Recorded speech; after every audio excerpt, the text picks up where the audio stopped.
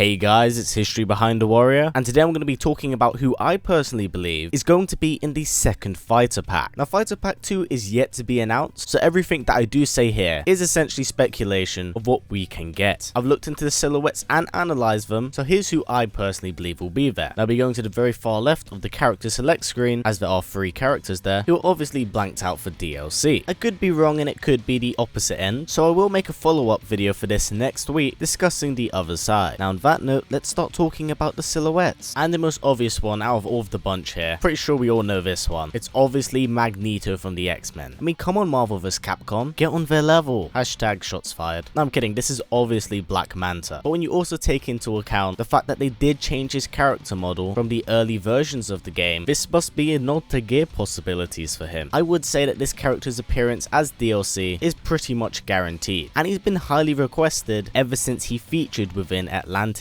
And boy, were people not happy when they realized that he was only part of a stage transition. One job!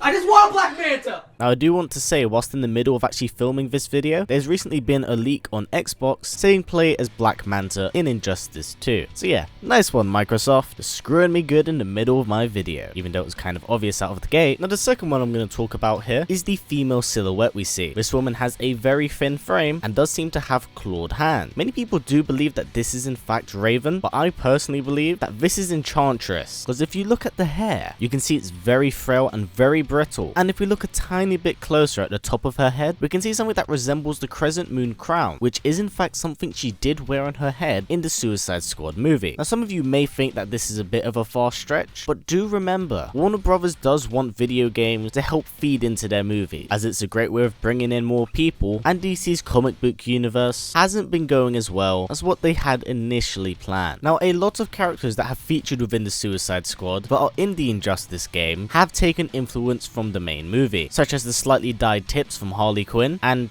peculiar design of the Joker. Yeah, let's go with peculiar. But my point is that there's obviously been some form of influence here on the characters that feature in the roster. And come to think of it, all DLC characters which we can kind of guess about right now haven't actually featured in a movie. So it would not at all surprise me if Enchantress were to feature here on the roster. It would make sense. Also, Warner Brothers is currently in the process of assembling a cast for the Suicide Squad 2. So what better way of promoting that film than featuring characters from that movie in a game like Injustice. Now we come to the third and final one, and I do have to admit this one's rather difficult for me as it's incredibly vague. The figure is obviously hooded and very bulky, so this could be a superhuman or someone who's just extremely stocky, clad in armor, like, you know, the Suit of Sorrows, one that is worn by Azrael. So yeah, I kind of think it's Azrael here, due to not only what I just said, but the fact that Warner Brothers knows that if they put any Batman character really into a video game, it's going to sell like hotcakes.